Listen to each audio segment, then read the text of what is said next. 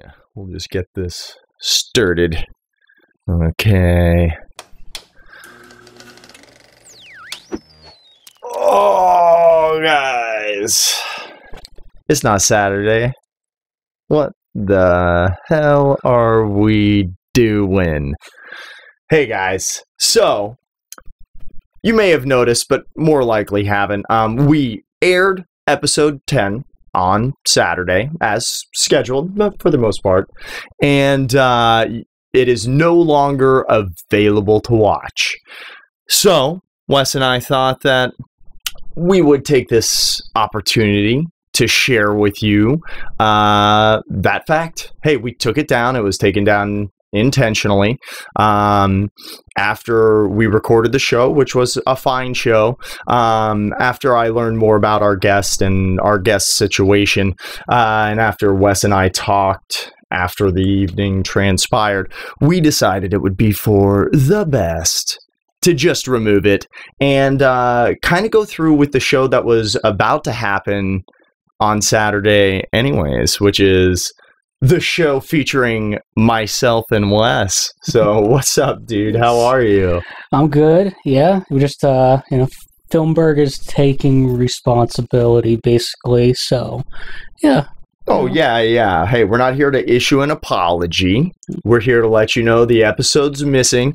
There's still a giveaway, so we're doing a new episode tonight. And guys, we're just gonna kind of hang out and chill. If you are watching, please send us some sort of message. We'd love to know that you're there, and we'll answer as many questions that you guys may or may not have. And let's see. Okay, all right. Got the chat up. Okay, so this is going to be like the chillest of Filmburgh so far.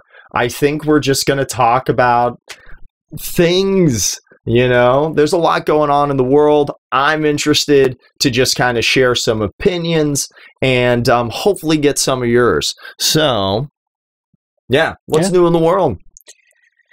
Well, I mean, I still haven't seen Dumbo yet, but I do. It's Tim Burton, all his artwork is on display. Okay. So, in Vegas. So, that's pretty cool. Yeah? Yeah. Okay. So, I don't know. The live action ones of Disney that I've seen are okay. They haven't really hit it out of the park for me. Guys, anybody watching right now, do you have any live action Disney movies that just really hit it out of the park for you? The one I was really hoping for was Beauty and the Beast, So yeah, actually, I haven't seen that either. Oh, yeah. No. It was an okay flick. It's all, a lot of the music was taken from the Broadway production, except for the Beast's big redemption ballad at the end of the show. They rewrote that song, and it was a fine song, but I just had personal attachments to If I Can't Love Her from the original Broadway production, originally sung by Terrence Mann, who's an amazing actor. He was on a Netflix show, a sci-fi show called Sense8. He's this big Broadway guy. Like, he was in the original cast of Cats and stuff, but he has like a career to die for. Like, not everybody knows his name. Some people do, but he's awesome in everything.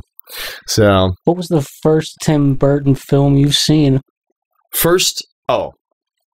It's a toss-up between Batman and Edward Scissorhands. So, okay. I think Mama's Nightmare Before Christmas. Hey, yeah. Boondock Saint 76 wants to know, does Barry Manilow know you raided his wardrobe? Are you talking to me or Wes? Because I'm wearing an Under Armour shirt and Wes is wearing a Venom sweater. Are you talking about my deep, sexy vocals. No, dear God, I'm so sorry. I'll stop. Please keep watching. So, guys, if you're tuning in, we're gonna go over this a lot. We did an episode on Saturday. After that episode, we decided, based off of Filmburgh's interaction with the guest post show, that it probably wasn't good for anybody involved to leave it up, even though the show itself was fine. So, we're here just redoing another show for this week. Dumbo's on the list of what Filmburgh is probably going to watch. I don't know. It's a tough sell. I got a nice TV, respectively. So I don't mind waiting until that comes out on video. I don't think I don't think you have to watch it on a 40-foot screen. Yeah, I'd agree. We have Shazam and Pet Sematary coming out this week, so got a couple choices. Oh, okay. Yeah. Wait, the remake of Pet Sematary comes out this week? Yep. Oh, sweet. Stephen King has praised it, so he says he's a fan. Listen, have you read any of that man's books? He's been crazy. Yes. Okay? Yes. Like, I'm not trusting his opinion. I will trust enough to read his writing, because that is where he's proven himself. His Bibles. They're like so, books. Yeah, well, I love Stephen King. Stephen King has his work is so eclectic. You know, horror, suspense is always part of it for sure. But I don't know. Like my favorite Stephen King book is it's little more than a novella. It's very short, like maybe 115, 120 pages. It's a quick read. And it's called The Eyes of the Dragon. And it's set in, feudal, well, not feudal, but surf era Europe, pretty much, like when people, very Game of Thrones setting, like medieval Europe. So, but yeah, that's a recommended read from Bookburg. But hey guys, if you're watching, thank you so much for being here. I'm Pollock Taylor. I'm here with my co-host Wes, and we're just hanging out, enjoying this. Well, it's today, Monday. April Fool's Day. April Fool's Day. Ooh, we got JMB, Joshua McGarity Belden, throwing out a shout out for 11/22/63. Now, Josh, I have to ask you, what did you think of the Netflix? Oh, sorry. Ooh. Sacrilege, the Hulu adaptation. Huh? We'll wait for your response. Yeah, Stephen King, he's done so much, and I highly just recommend, if you want something to read, you can pick up anything. A big tome, short little book. Yeah. The Four Seasons novella collection has, actually, I believe 3 of the 4 stories in there have been turned into their own movies. Because Shawshank Redemption, Apt Pupil, and I forget what the other 2 are. So Green Mile? No, Green Mile was a big book. Okay. It was long. Yeah, it was its own. Like, it was a proper novel, for sure. For sure. Guys, we would love to talk about Santa Clarita Diet on Netflix. We just started season 3, just cracked it open, so we can talk about the first episode, but we're here to talk. Hey guys, if there is something that you would like Filmburgh to watch live with you guys, or for you guys to go back and look at after the airings, please let us know. The obvious of obvious ones is Game of Thrones. There's 6 episodes left. Yes. And I'm going to love every second of it. But, yeah, throw out some ideas. What could we do for you guys that you'd like to know more about? I get real geeky with this stuff. So as soon as I'm into it, I start researching. One, I would love, hey, if you guys want to go through it, I will sit down and watch every single episode of Umbrella Academy again. Great story. I want to get my hands on the comics, and the guy who wrote the comics is Gerard. He's the savior of the broken, the beaten, and the damned. My Chemical Romance. You know, the Black Parade. Okay, yeah. You know that's, yeah. You know, well, we can't sing it. It's YouTube. We'll lose all of our good money. Our good YouTube money, no!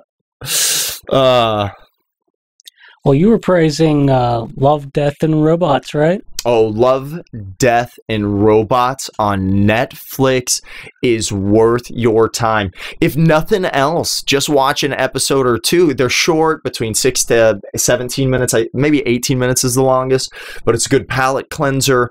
And the storytelling, like I said, it's just advanced. The stories are great. Oh, we got JMB throwing back. He said, being a literature guy, I wasn't disappointed. It was good. Have you seen 11/22/63? I have not. On Hulu, starring dude man James Franco. He's the star. Not bad. It's James Franco giving his best James Franco impersonation, and that's good. I watched it. I liked it. I definitely think far and away it's one of the best things Hulu's made, because I think that there's a notable quality difference between the visual eye of their creative teams between Hulu and Netflix. Like, it's very few Hulu shows have hit it out of the park for me, although some have critically, like The Handmaid's Tale. I've watched the first season, and it's good. It's heavy, and I watch a lot of heavy stuff, so it's like, it's hard to fit it in, but... Well, speaking of James Franco, too, I think he has a project, Zeroville, that just got released. 4 years it took him to, get it out there, but... Wait, who is this? James Franco. He just released what project? It's called Zeroville. Zeroville? Yeah. Okay. So yeah, I'll watch that. Okay. I like a good title. He's got things.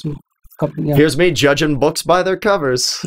So, oh gosh. So, what else we got cooking these days? Well, if you want to stay on the book subject, I have to give a shout out to Dan Brown, one of my favorite authors. If you ever read Da Vinci Code, Angels and Demons. Oh, does he have something new coming out? I don't believe so, but I really do hope they make The Lost Symbol. It's a great book. I think they held off on it because it was right around the time when they made National Treasure. So, yeah. But well, I guess I liked the Da Vinci Code, and I think I saw the other one, Angels and Demons. Angels and Demons. Yeah. I just don't think that I didn't get into the books so much, and the movies just felt like such a Tom Hanks vehicle, and Inferno was a letdown. I will say that. Yeah. Oh, did they make 3 of them? Yeah. Oh man. Yep. Is The Lost Symbol another of the same character? Yep. Get out of here. It revolves around the Freemasons. So Washington, D.C., all that. Yeah. Let's see. So, Boondock Saints, 76, I think seconds are Love, Death, and Robots. So, he just said Love, Death, and Robots, ellipsis. So, I think that's... It's a win. Oh, okay. Yeah, we're going to count that as a win unless you correct us. So, Josh is saying we got to check out Highwayman. And Josh wants to know, Wes, have you read Origin? I have not. Okay, Origin by who? Origin. McBee? It's getting formulaic. So...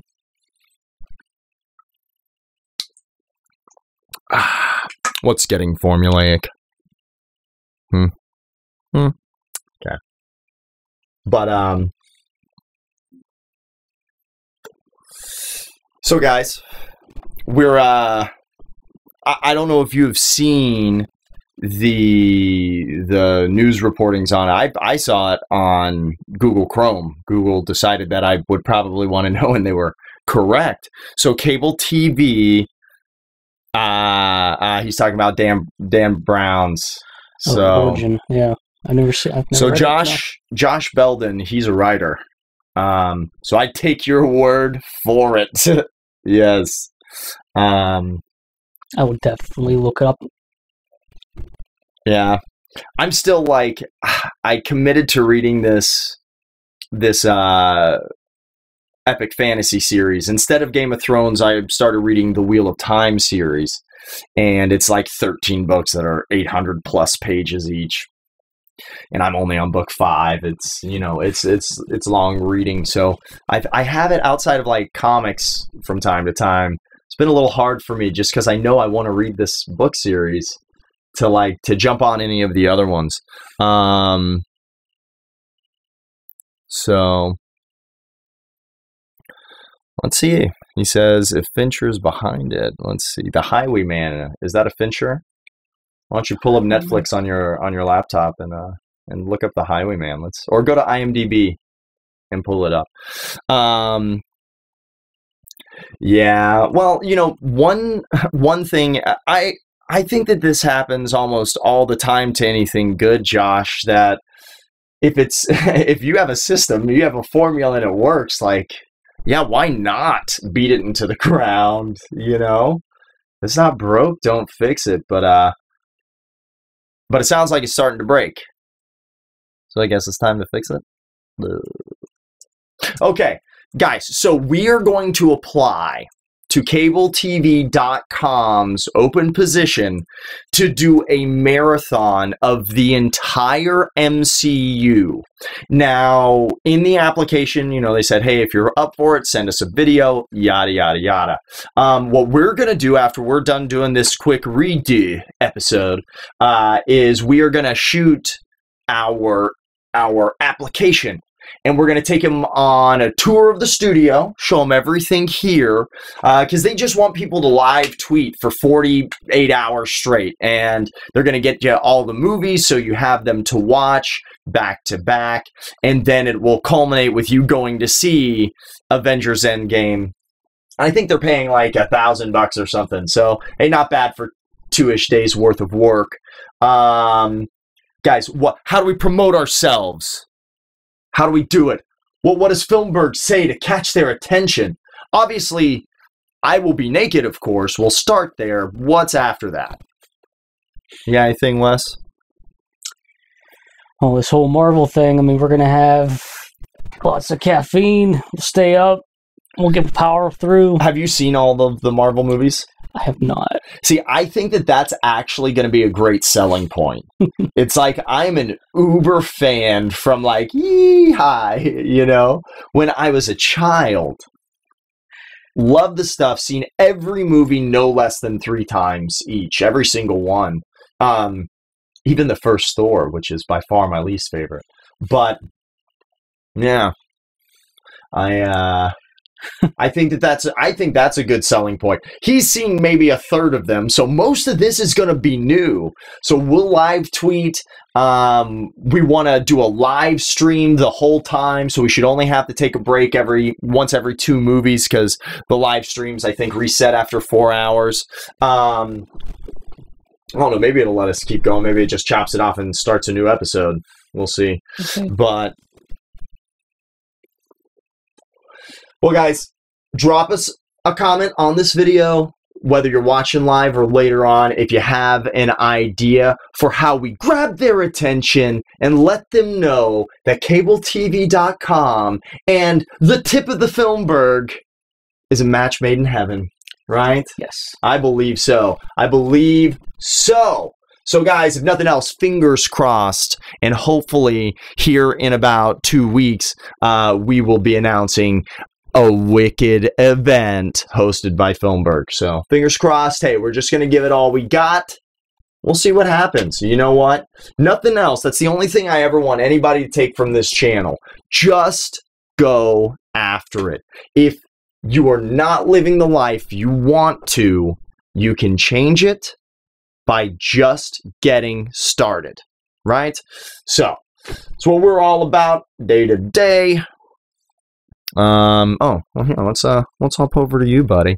Ooh, guys, hey, I'm gonna throw this out there. I just did a transition over to focus on Wes's seat, but guys, please, if you know anybody, Filmburgh would love if somebody would love to come in for the shows and operate the board, so I don't have to. I think that we would get a cleaner show.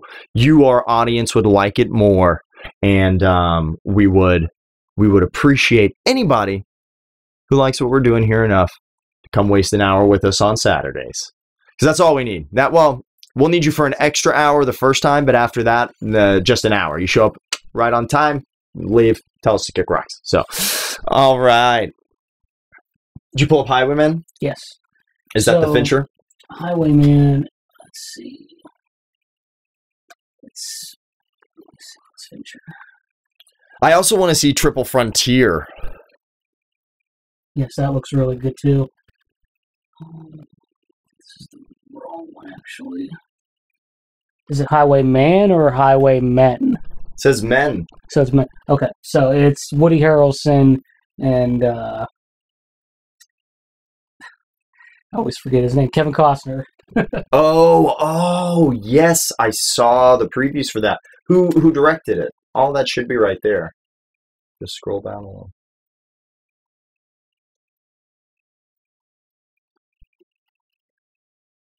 Highwayman. Did you find it? Yep. John Lee Hancock.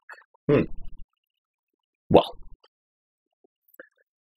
Been Boondock Saint 76? I don't know. Do you have YouTube open over there? I do. Alright, just, yeah. No, not that one. Is there another tab? No, I'm not. Oh. Do you have one open? I'm just wondering. It's the middle of a Monday evening. We didn't even start at like any type of particular time. So I'm just wondering who's keeping it going with us. Now, let's see. What else you got? What else we got? Oh, guys, Game of Thrones. Yeah, why not talk about it? You know, it's definitely something to go back to. Wes has been crushing some Game of Thrones. Do you remember the day we started? Was it in January or February? I want to say January. Yeah, like towards the end of it. So, Brother Man is halfway through season 6. Episode 6. Okay, so we're getting him caught up. He has just enough time. Oh man, by the hair of his chinny chin is he gonna make it? If we time it right, maybe, because the show's on the 13th, right? So maybe what we'll do is we'll have our show the 13th. Maybe right after that, we'll watch the finale of season 7. So the next day, you can watch the premiere of the final season. Yeah. I think that's a good way to do it. It's a good way to do it. And then, you know what, guys? Hey, what we'll do is we will do a watch party the night before for that. As a matter of fact, guys, we have an excellent list of the 21 best episodes for you to watch to get ready. Now, we have 13 days. So if you watched episodes tonight, you could do it, but you're going to need to watch like 2 episodes a day between now and then. All right. So where is this? It is. Now, one thing we could also talk about is we got to go a little documentary on this place, and we need to talk about Making a Murderer. Because we haven't talked about Making a Murderer or anything really. We did talk about Leaving Neverland a little bit. Mm-hmm. So, no, I have not seen Shameless yet. Have you seen Shameless? I have not. Okay. Shameless on us. Yes. Oh my God. And I'm gonna toot my horn. Josh knows this, but the gay redheaded, he's not gay in real life, but the kid who plays Joker on Gotham right now is the gay redheaded son in Shameless. Cameron Monaghan. Yeah. And a fun little fact about me. Oh, Boondock. Oh, no way. Fincher Oh, well, no wonder it was so good. Fincher was behind Love, Death, and Robots. So, Boondocks, good for looking out. So, but Cameron Monaghan, way back in the day when I was a young actor, age of 16, and this kid was like 5. He was young. We both auditioned for a little theater, no longer exists in Boca Raton, Florida, called Little Palm Family Theater, and I was cast as Eeyore, and he was our little red-headed with ringlets hair, little piglet. It was the most adorable thing.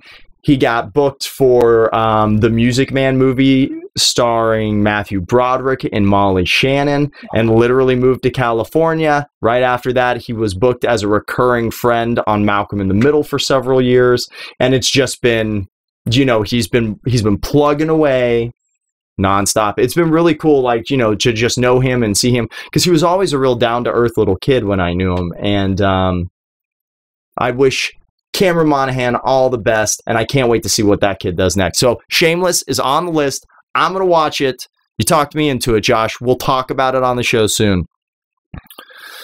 Joe, Boondock Saint 76 is a movie encyclopedia. He knew it was John Lee Hancock. Oh my gosh. Do you know Boondock Saint? Who are you? I might have to do a little digging into who this is. Do I know you in person? I feel like I have to. So I think from now on, if I have a question before we go to IMDb, if Boondock Saint 76, if you're on, I'm going to ask you to answer, and I'll wait to see if you respond. Okay, so Shameless. That's on our list. That's going to be, that may be the next series that we crush. I wonder if it's still going on. It's got to be getting close to the end if it's not over yet. But yeah, Josh, I've been told that so many times. And the human brain takes about 7 to 12 times of being fed an idea before it starts to subscribe. I feel like this is 13 or 14 on this one, but no, it's on the list. And yeah, we'll watch it, because most of them are on Netflix now, so you don't even have to. Did you ever watch that game show? It's called Beat the Geeks. I always pictured like somebody being like the movie geek. The movie geek? Yeah. It's a throwback. I'll be surprised if someone knows what that is. Beat the Geeks. Beat the Geeks. It's a nostalgic game show. Oh, by the way, guys, Skype is live. I'll start saying this at the beginning.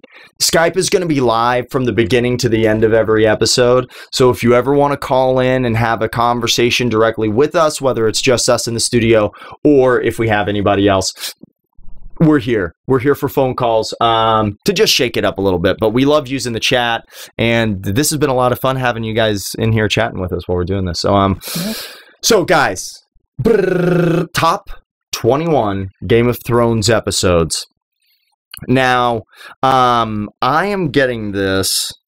I'm just gonna say I'm reading this off for winteriscoming.net. Game of Thrones writer Brian Cogman. This is his list.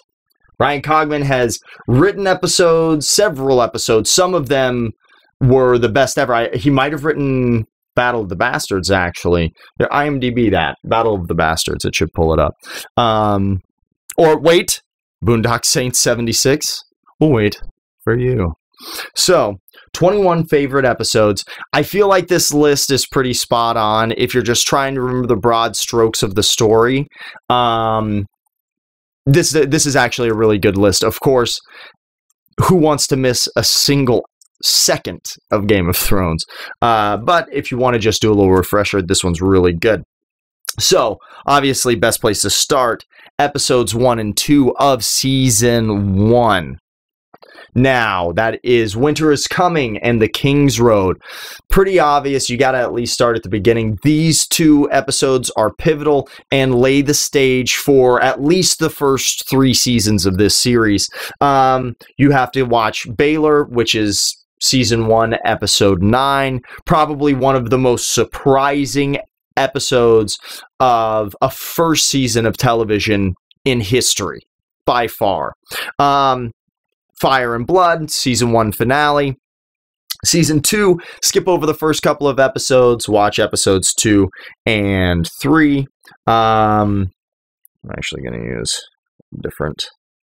Oh, there's a better list here. Easier to read. There we go. So, Season 2, Episode 3, What is Dead May Never Die. The Old Gods and the New, which is Season 2, Episode 6. Blackwater, Season 2, Episode 9. Also, an amazing episode.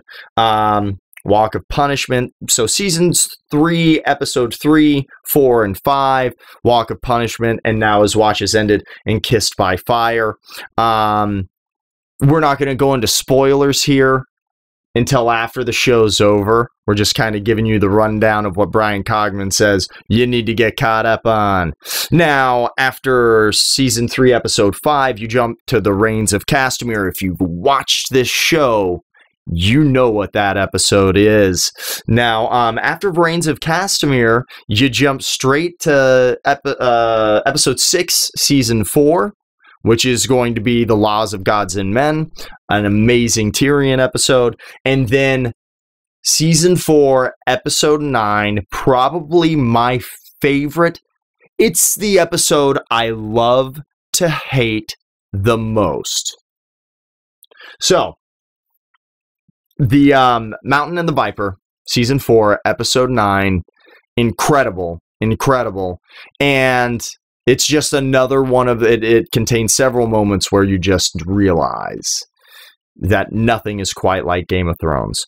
Now, after you watch The Mountain and the Viper, Season 4, Episode 9, you're going to watch Season 4, Episode 10, very pivotal and important to what happens for the back half of the series.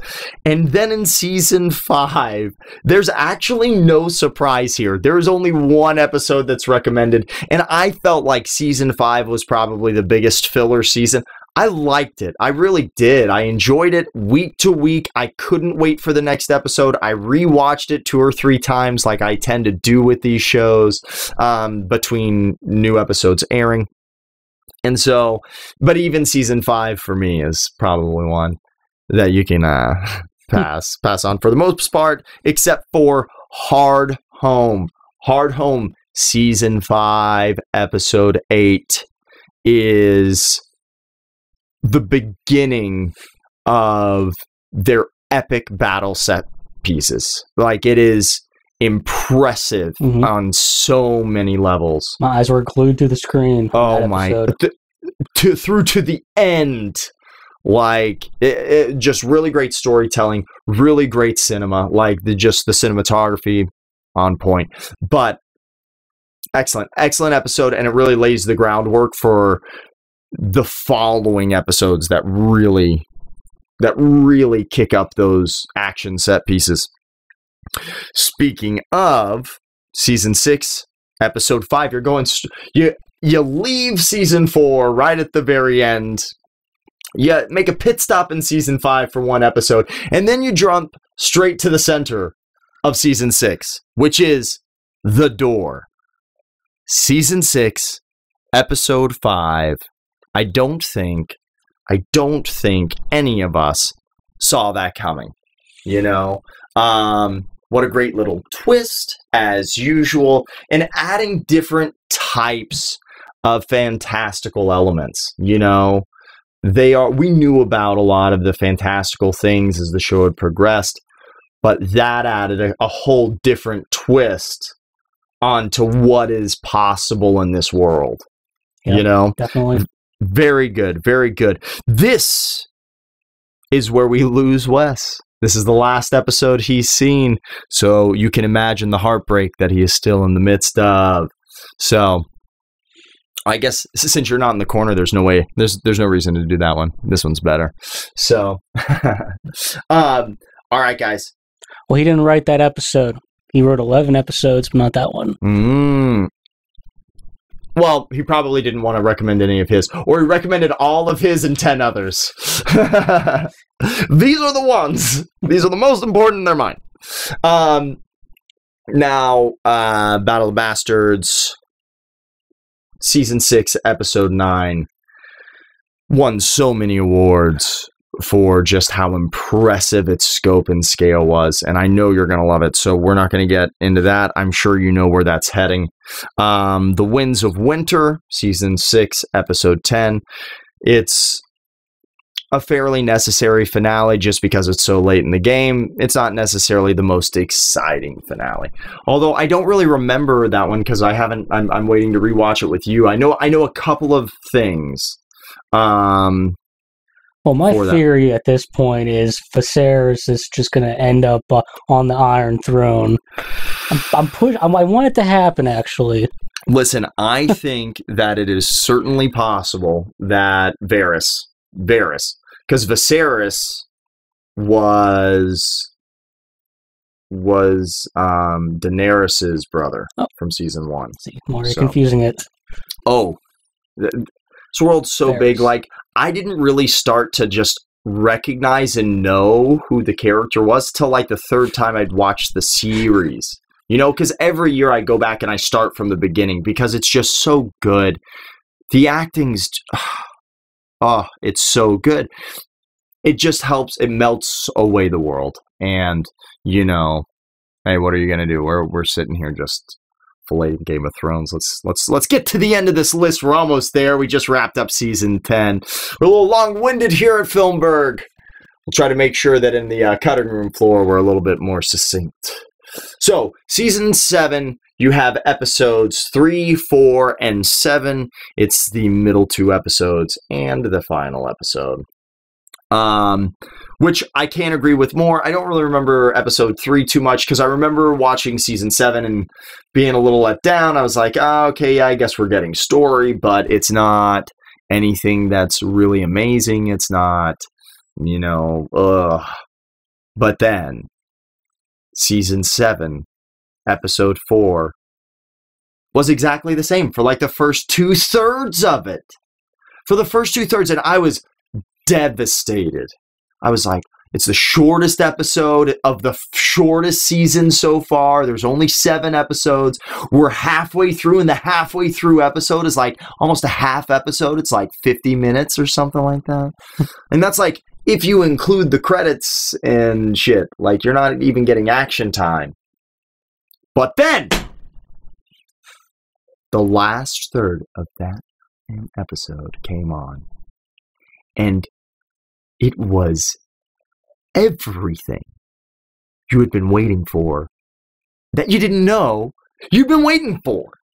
You know, it was a culmination of the series to date. And it was awesome. And it did, its lack of runtime stole nothing away from its quality and its place in the hierarchy of excellent Game of Thrones episodes. So, yeah, that's it. And of course, you got to watch the finale of season 7 because it's just, you know, the most wild stuff so far. But, guys, so I see we have 2 viewers right now. And whoever the hell you guys are, I love you. Oh my gosh. Special shout out. Yeah. Special shout out. Hey guys, if you're watching right now, if you're hearing this now, just drop a quick message that says here, and I've got a surprise for both of you.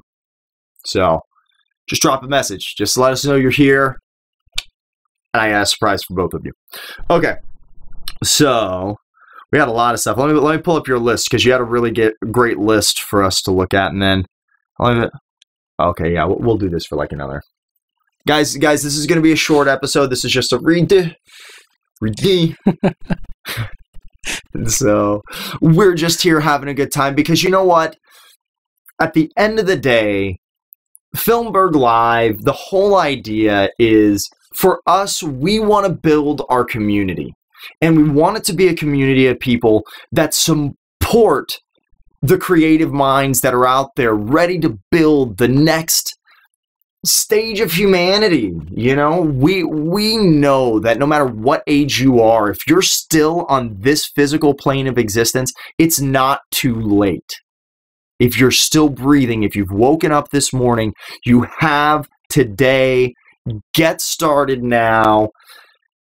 And that's what Filmburgh's supposed to be. That's what we want Filmburgh to grow into. So hopefully, as we continue to grow and get better, we hope to learn you guys better so we can produce stuff that you guys like.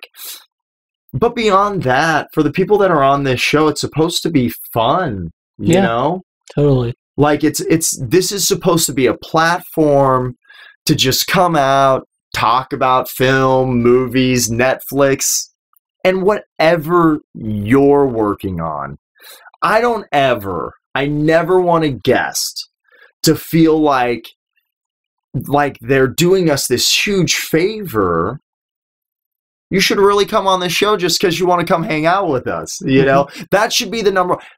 We have minimum criteria. You got to be in the middle of something. You got to be working on something or have something that you've recently completed that we can talk about because we want to support what you're working on. But that's pretty much it. If you're in the middle of something, if it's a business, if it's a product, if it is a movie, a play, a work of art, or an art show, whatever your thing is, we want to support you. And we want to have fun hanging out with you in our sweet studio doing it. So, yes, guys, we are here just chilling out, making up for Saturday. The episode itself was fine. It's pretty typical as far as I know our guests, you know, the types of answers. And by far, I'd say that, I don't think that's fair. But it's like, you know, he has a very impressive resume. Mm-hmm. Like, his resume is great. He's got some cool credits, you know. But this experience, like, I learned something for sure. Your resume has nothing to do with your greatness as an individual. And obviously there is a difference, you know, when you're working in certain realms, you know, independently and stuff like that. And then when you are used to working in strict studio parameters, stuff like that. Because I'm sure that is one hell of a grind, you know, and it's just like any other business. The people at the top are making the most money, and everybody else is just working really hard to make something awesome. You know, like $1 billion franchise per movie, like Marvel. You know, 15,000 people at least work on every production. Who knows how many worked on Endgame? You know, a 3-hour plus like special effects extravaganza that has to look better than anything else. So, hey, Boondock Saints, he's taking us up on it. I said, hey. But, hey, guys, if you're on, there's 2 people here. If you've stepped away, we're just saying it again. If you're watching, if you're one of our viewers, drop a comment. We got a prize for you. We got something special for you, product in hand. All you got to do is say, I'm here right now before we sign off, which is soon. I'm just kind of waiting for somebody to say something. And then it's getting warm in here, and we still got to record this other thing. So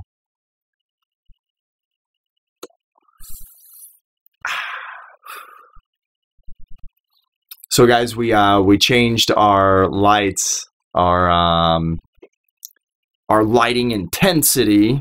I always forget to go through and change the shading on the 2 iPhones that we use for this multicam setup, which is what we're on wide right now on the. But I feel like it's come a long way. You know, right now this is the first time I felt like overall the color balance on the room is really good. The light balance on me is much better, and we can actually see the saturation of the colored lights in the wall. Yeah, unfortunately we dropped some frames on my camera, but that's only because it's one of our 4K cameras, and it actually is coming through a 4K HDMI converter, so there's some higher bit rates, and What are you going to do? What are you going to do? I'm still surprised that my computer's like this big and like this thick, and all this stuff runs off that little beast. So, oh, guys, who wants a tour of Filmburgh Studios? Who's like really technical? Who's really into like the tech side of things and would like a 10 or 15 minute episode on real quickly how we have our physical setup put together? Because we already know that we're going to spend a lot of time on how we put the digital together, you know, and how we connect all of this sweet hardware. It's not that sweet. Like most of my controllers are a Kai, so it's entry level stuff. But it serves great functionality, has a lot of stuff in there, and the applications are endless. I've just recently gotten super into MIDI, you know, commands and stuff like that. And MIDI controllers, you can set it up with. There's programs out there where you can take your MIDI controller that you have, run the dial or press the key, whatever it is, and it will register on this program what it is, and then you can save that and go into the program that you want to learn and click on a function in any program, and it will tell you what MIDI command that is, and you can then assign it to do what you want. You can make these operate any program. So I have some questions for you. Let's throw out the desert island question. Oh. What are your 3 collections? Well, guys, been here since the beginning, boys. Boondock Saint 76, bro, you rock. Thank you so much. Hope we're entertaining you some by just being weird here. Hey, we have a flexi tripod. I believe it holds up to 1 kilogram of weight. If you're in Pittsburgh, we'll come hand it to you. I'd love to shake your hand. Just thank you for watching the show. But yeah, you know, reach out to us, and we want to get you a little something. You're doing great by us, and you know, everybody needs a flexi tripod, at least for your desk. So yeah. All right. Anybody else? Speak up. You get a flexi tripod too. Anybody who says anything on this episode before it's over, you get a flexi tripod, even if it's like 40 of us. So I think we have. Okay, if those would be great problems to have. Hopefully 40 people will all of a sudden be like, we're watching. So, okay. Desert Island. We're staving off insanity. This is tough. Wow. You're in the hot seat now. Cruel and unusual punishment to put people in this position. Wow. I never realized how awful we were. Okay. I have a hard time answering this question because I already feel the judgment. But I'm going to assume that I'm the one on this desert island, and I'm going to tell you what I want. I want the complete series of Lost. I want the complete series.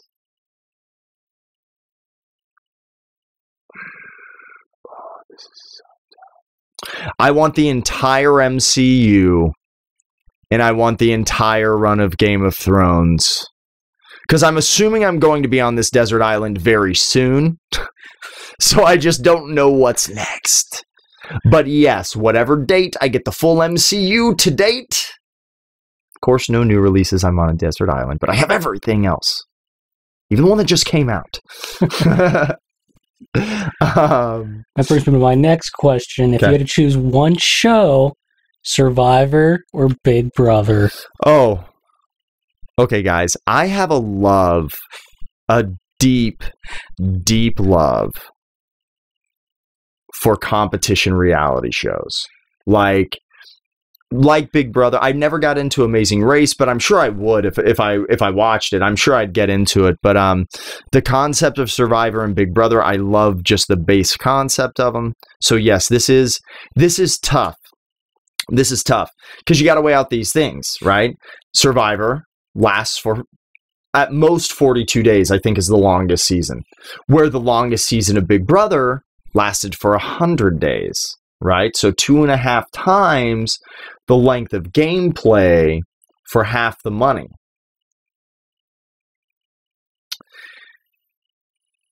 That being said, Big Brother is going to be easier on your body. It's going to be easier to tolerate physically, but probably harder. I don't know. I'm not sure if I can say that. Socially, it's going to be more of a challenge because there's just more time where you have to negotiate egos and relationships, right? That. Oh, look, Leah Pollock's on here. Oh my God. Hey, girl. Guess what? Everybody who's dropping us a line on this episode, because this is our redo of episode 10. If you're just catching it now, hey, sometimes it's just not a good fit. And that's what happened for our episode on Saturday. So Wes and I made an executive decision before we had any issues. We just deleted everything that had to do with that guest and ties to Filmburgh. It was the right thing. I feel good about it, but you guys deserve an episode 10. And you know what? Our channel deserves to have an episode 10. Leah, you just got yourself a flexi tripod, holds up to 1 kilogram. Just send over what address you're at and we'll mail it to you. So thank you for watching. We're here. Okay, so back to your question. The hardest question I've ever had to answer. A real Sophie's choice, if I may. God, that's horrible. It's still too soon. Still too soon. Oh! Okay. So guys, I'm sorry. Oh. Okay. I'm just so embarrassed. Survivor or Big Brother? Big Brother's my favorite. Big Brother, the seasons are complex and long. A lot of times they have really great twists, and I love the gameplay. There's something about the stakes on that show. Plus, you get up to like 40 episodes a season of like 40 minutes. So I guess I just like how long the seasons are. So you get to know these people a lot better. Where Survivor's 2 seasons a year, you know, CBS, call me. I will do either of them. But if I had to choose, is this like Desert Island or am I just choosing? Just choosing. Just choosing. If I have to choose, Big Brother's my favorite. But if I'm on a desert island, I want Survivor because there's twice as many seasons. Yeah? Fair? That's fair. Oh, Leah's excited. Free tripod, y'all. I'm glad you're excited. So, let's see. We're excited for the MCU. If you're just joining us, we're about to, after we're done with this, Wes and I are going to put together a little audition video for CableTVs.com offer for somebody to do a 48-hour marathon of the full run of the MCU, followed by watching Avengers Endgame. I want this bad. Guys, what do you think they want to see that makes us, a burgeoning young channel, really stand out? Besides the fact that we may be the world's first live weekly vlogcast. So if you're not telling people about it, Scott, start. I need to make me a Marvel lever. I'm coining that phrase. A Marvel evil? A Marvel lever. A Marvel lever? A Marlever? Marvel lever doesn't work. Marlever would work better. Marlever. But we just have to call you a Marveller? What? No. Phrase uncoined. Demint that. Marvelous. Take Marvelous. Okay, marvelous. There we go. There we go. So, we got Nathan Selders in the house. Thank you so much for watching, bro. You just got yourself a free Flexi tripod. It is what is it? Targus or Mercury brand Flexi tripod, and it will be able to hold up to 1 kilogram. So great if you just need something to put your camera on your desk or you want to get some advanced shots. Really, really great little thing to have. I know I have 2 in my backpack at all times. So, hey, thank you for watching. So, where were we? Oh, talking about what we're doing after this? Ooh, yeah. Yeah, so guys, we're going to be applying. Guys, throw out some ideas. Even if it's after the episode, please throw out some ideas. As always, Skype is still open while we are here. And we'd love to hear from you live. Feel free to call in. All you got to do is search on Skype, Filmburgh. We are the only Filmburgh. We are now on Twitter. But some butthead already has at Filmburgh, which we got real lucky with as much as we got, you know? So, I mean, we got the website for like $1 because... Listen to this. Filmburgh.com without the H, the Pittsburgh H at the end, was selling for $2,000 when I set up the website. And I got on GoDaddy.com for $1 the first year, and then whatever the ICANN or whatever fee to redo it is. But yeah. Opportunity. Sorry. Adult pacifiers. Opportunistic. Gotta be it. Yo, keep those eyes open. So, guys. Gals. I'm sorry, it's 2019. Humans. The humans watching this show. Please start throwing out any types of messages, letting us know what you'd like us to do on here. We're going to be doing some tutorials. We already have a couple lined up, and we've got our system set up now, finally, for us to like record those and put them together on a regular basis. We are going to start probably with OBS, Open Broadcast Software. It's free and has amazing, amazing capabilities. It's what we use exclusively for all of our broadcasting needs. We multi-stream to multiple outlets. We probably will add more. We are looking into starting a Twitch channel as well, to maybe focus on some other type of content, but we'll probably cross stream everything always, because why not? You know, we just want you guys, y'all. So, okay, guys, if you don't know, I do see we have a few more viewers on right now, and I want to let you know from now to the end of the show, if you drop us a message, you get a prize. That is right. Anybody who drops a message on either Facebook or YouTube, does not matter. Just leave us a note. You get a prize. Okay. So, speaking of prizes, this week we're giving away another big tripod. So everybody who's messaged already and everybody who leaves a comment, a like, and subscribes to our YouTube channel. Now, the Flexi tripods we're giving away, doesn't matter what platform you message on for this live stream. If you want to win our weekly giveaway, you have to subscribe on YouTube, as YouTube is just the best place for us to promote anything that we're producing. So, we have... Look at this. Oh, sweet. Here, let's get over here. Okay. Manfrotto. Aluminum. Element. Big Traveler tripod.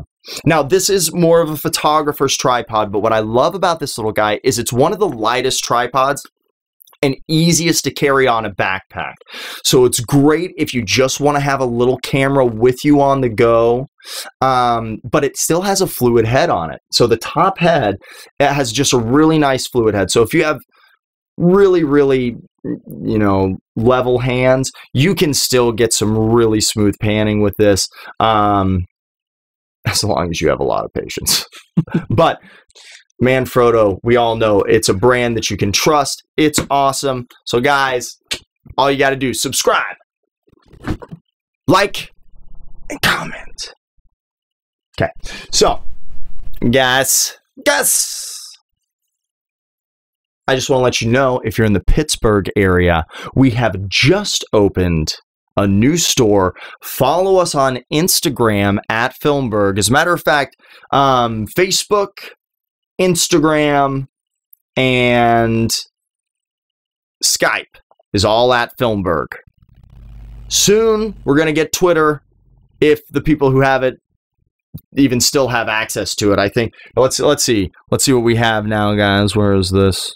Not really a social junkie here. Let's see. Where are my spectacles? Okay. So, yeah, no reply yet. No. Oh, so we are at Real Filmburgh, but spelled in the cheesy in the cheesy film way. So REEL Filmburgh with the Pittsburgh H at the end. So at Real Filmburgh on Twitter, please drop us a note. I don't know. Tweet us. I don't know. Listen, on Twitter, I just want you to help us get in touch with Filmburgh. If you know who owns this, please let them know. We want it. And guys, we are trying to get to 100 subscribers on YouTube.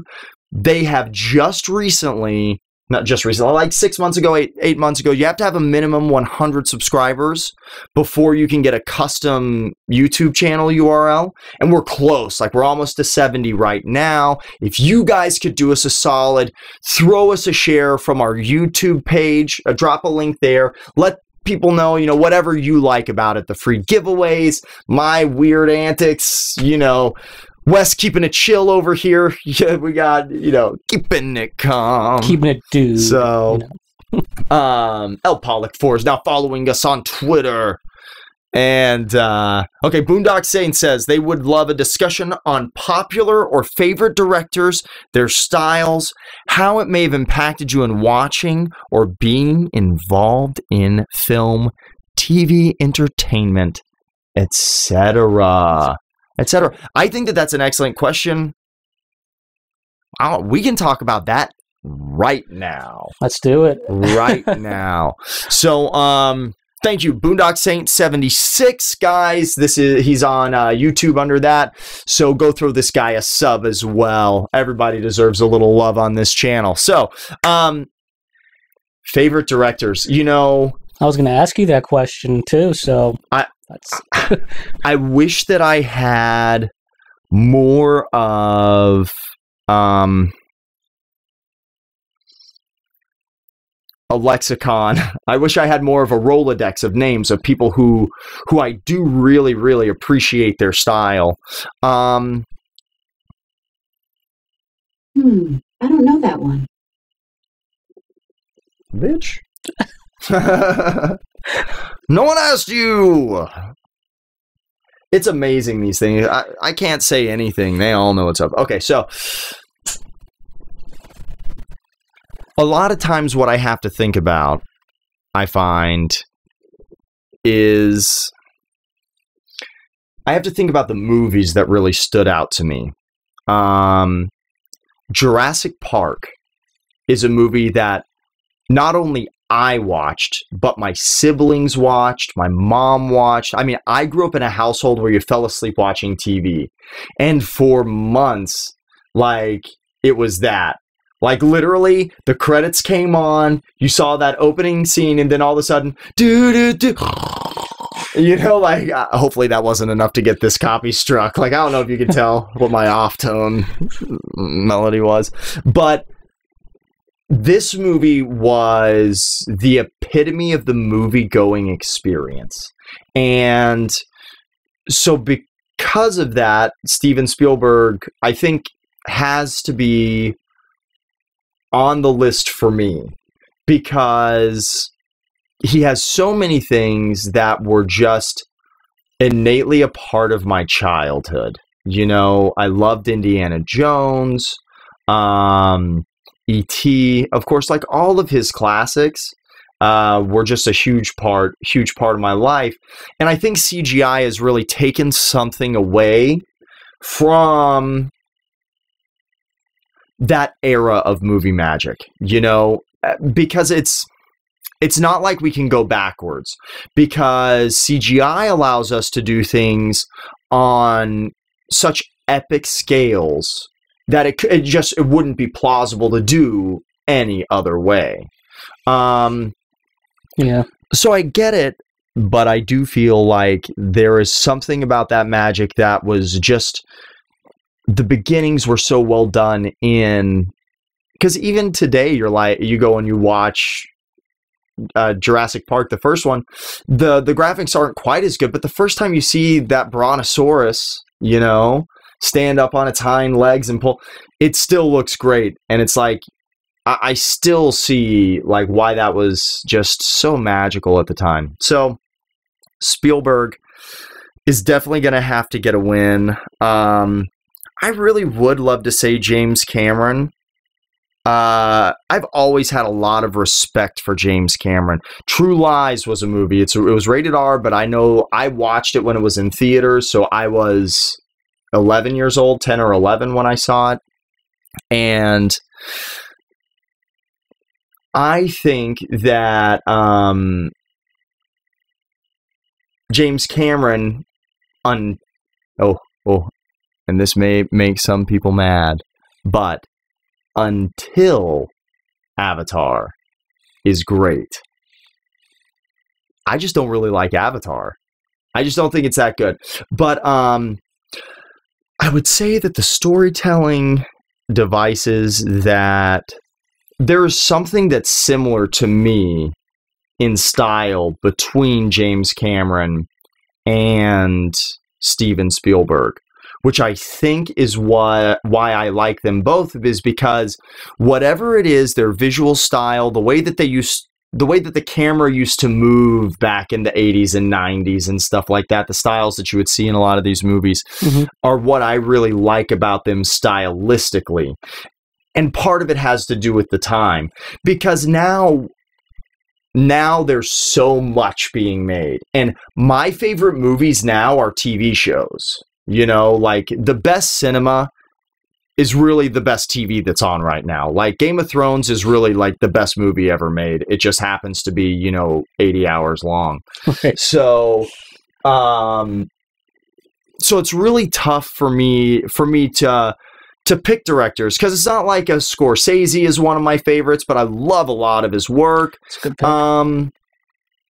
You know, the Alfonso Cuarón's, like his ability is undeniable. I would actually have to say that Alfonso is one of my, like, I look at that guy and go, I would be so lucky to ever have a smidgen of your success in this field, but I hope whatever success I get, I can keep the level head that he presents, at least on any of, you know, the social stuff, the PR that he does. You know, he is so level-headed, and there's just something about him that seems so authentic that when he wins, you're like, you want him to win, you know? And I hope that Dave Chappelle said something when he quit his show that I thought was really a profound statement.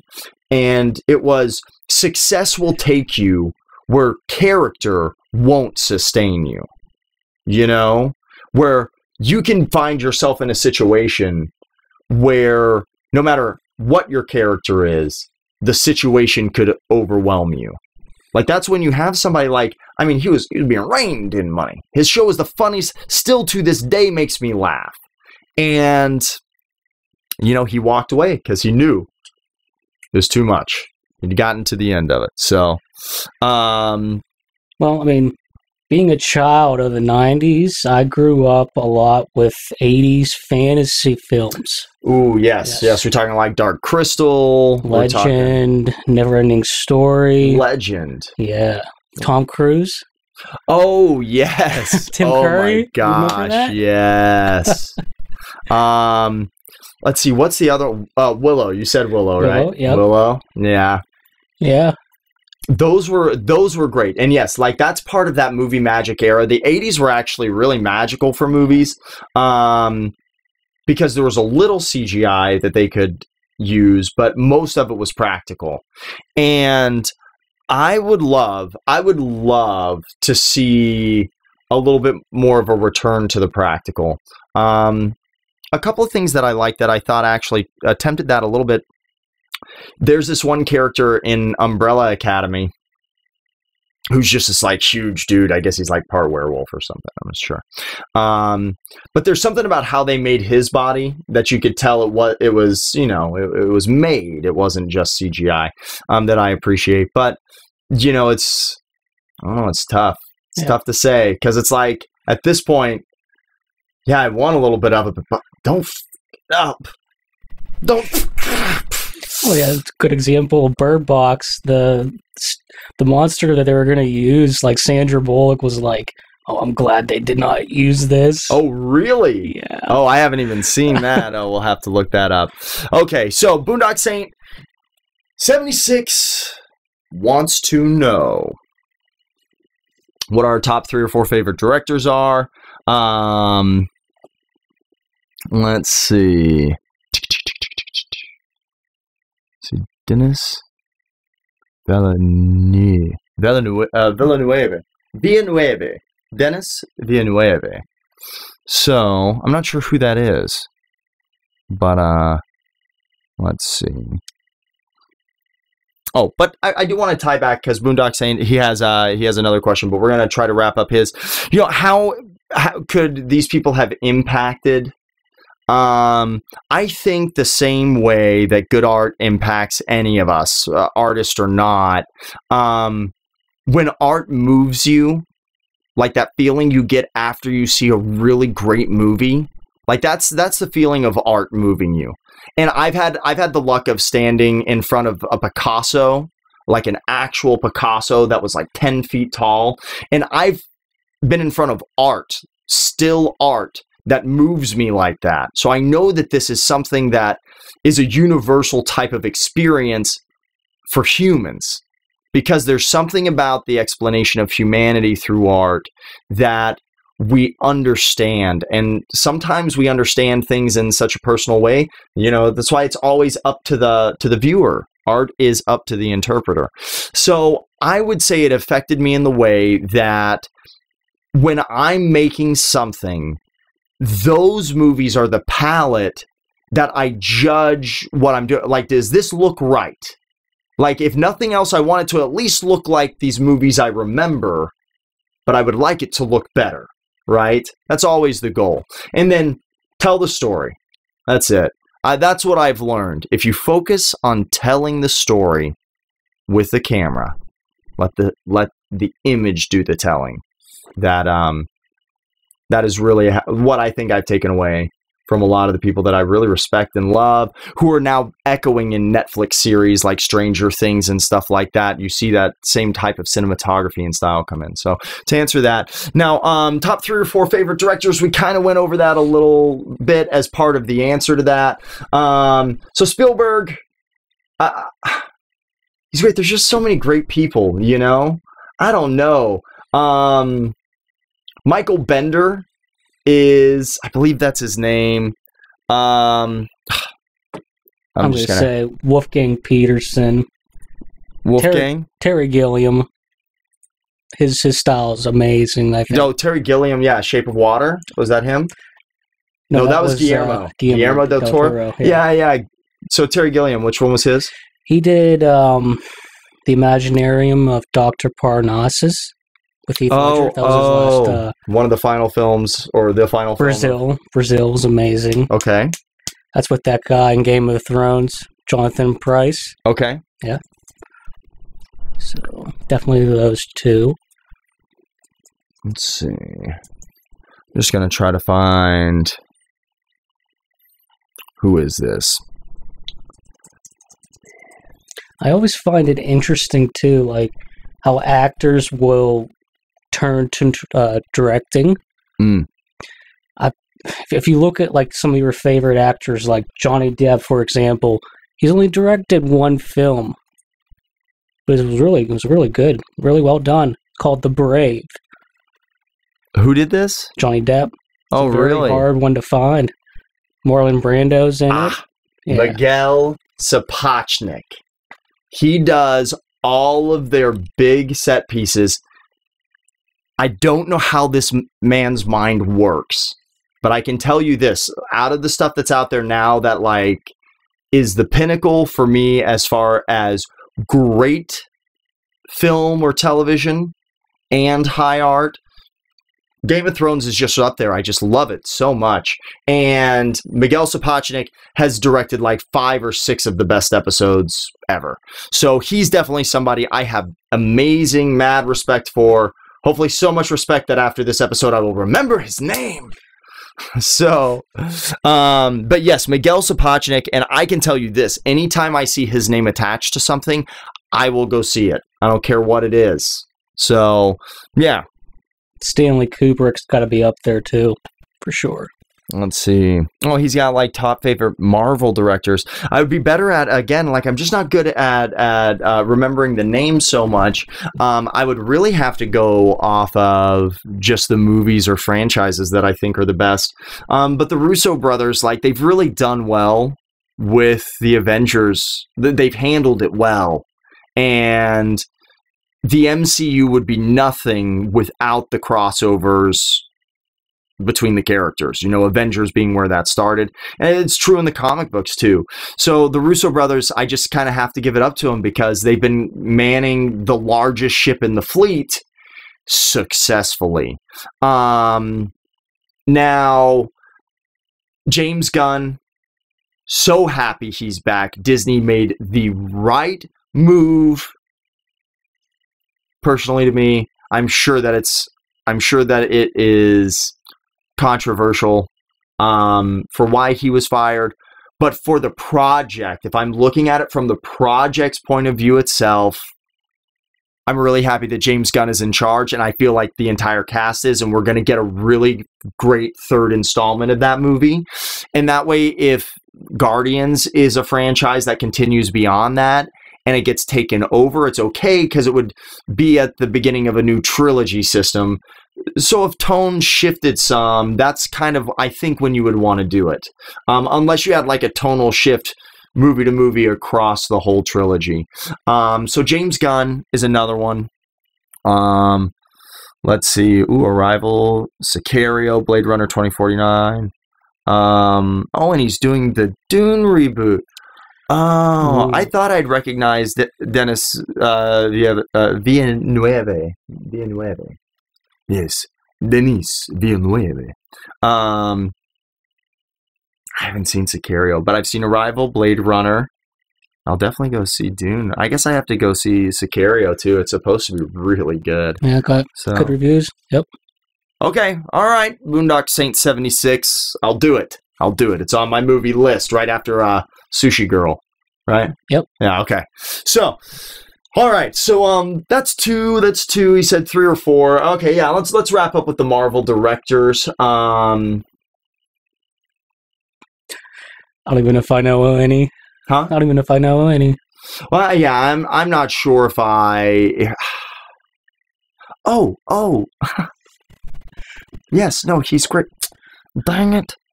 Why can't I'm going to feel so silly after I look this up. So, big boy, Jon Favreau, director of the Iron Man movies, the godfather of the MCU. If we did not have that brilliant man who loved comic books and who also happened to love Robert Downey Jr., we didn't have that man, it would not be, we wouldn't have the MCU. Like he's him and Robert Downey. They sparked it. They're what made it. So, I think those would be the 3. And the only reason is because I personally loved Black Panther.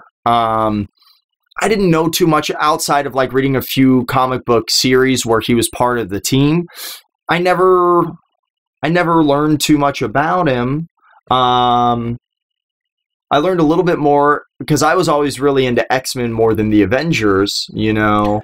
But Black Panther in the comics marries Aurora Monroe, Storm, you know, and that's why I really started to learn more about who Black Panther was. And I love that movie. Like, I love the stylistic choices. I love how different just everything about it is, because it was just really refreshing. Even though Marvel had been doing a great job, having something that felt like a different voice that still felt in place, it was just so well done. So I forget that director's name, but I thought he crushed it. And he's worked with like Michael B. Jordan on the Creed films. He directed those as well. I just forget his name, but he's awesome. He's really great. And then I thought Captain Marvel was also a really great late entry. Like, how hard to introduce a top level, like an OP overpowered character right before the culmination of a 10-year franchise, like what a whole decade has been building towards.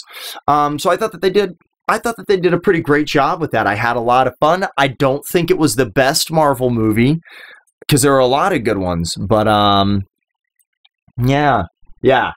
So those would be the directors by the names that I know, or the movies that I watched. Although Thor Ragnarok was so good, it was like the best cop buddy comedy I've ever seen between Thor and Hulk. It was so good.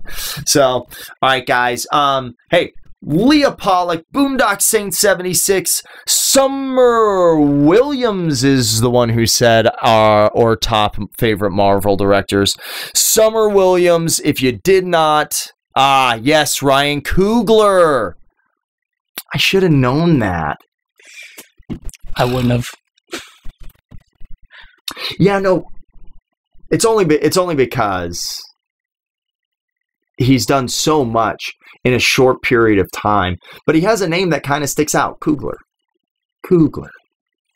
I like it. Ryan Coogler. It's like Kruger. So, yes, Ryan Kruger. No, that's when he stars in the next Jordan Peele movie. So, okay. So, hey, Summer, I don't know if you saw, but guess what? Everybody who's leaving comments till we end this show, which is happening very, very soon, is getting a free Flexi tripod. It'll hold up to a 1 kilogram camera.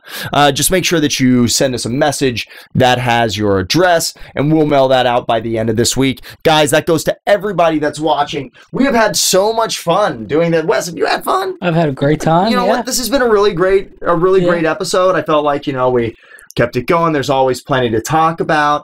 And you guys have made this so much fun. Having you here to interact with you, thank you so much. We'll be back Saturday at our semi-regular time.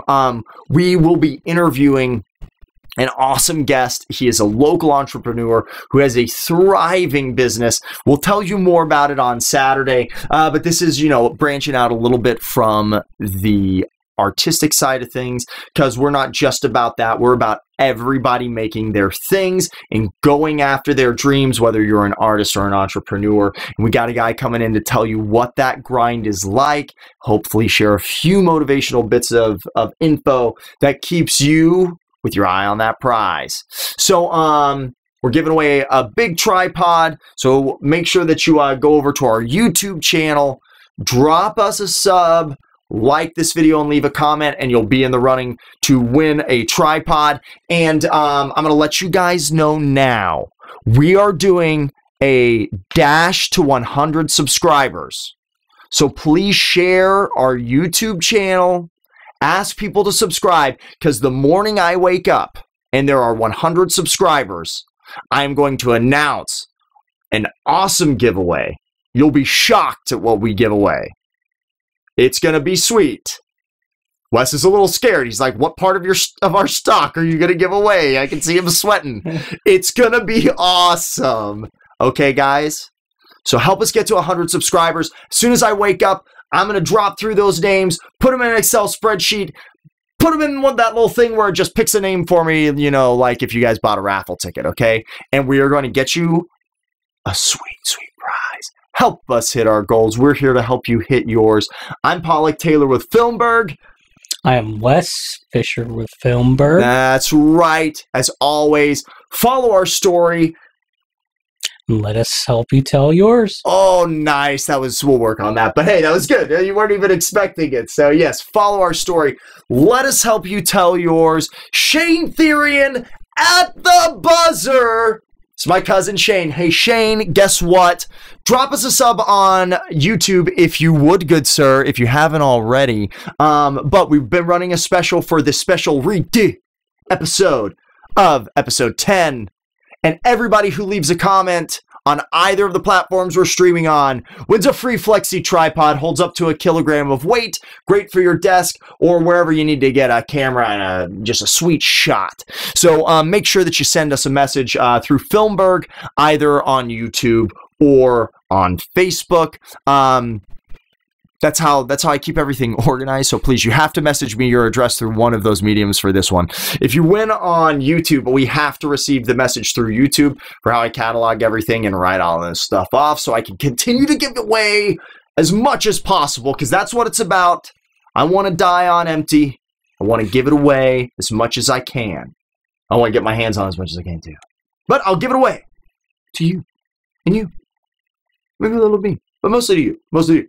Okay, guys, we'll go on forever. Hey, I love you for being here. This was great. I had so much fun. If you like this episode, if you want more like this, where we're kind of just hanging out, interacting with you guys, let us know. And maybe what we'll start doing is we'll drop in a weekly episode midweek where it's just, Filmburgh acoustic. Filmburgh raw. Yeah, because we don't have any music or anything. We're not really doing too much of the transitions or things like that today, guys. We just wanted to hang out with you tonight. We feel like we didn't get it this weekend. So please, everybody, if you have dropped a comment, just make sure that you send us your address. We will send out that Flexi tripod by the end of the week. All right. Thank you so much, Wes. Good show. Yes. Good show. Thank you so much. Thank you, guys. As always, follow our story and let us help you tell yours. This is Filmburgh. Peace.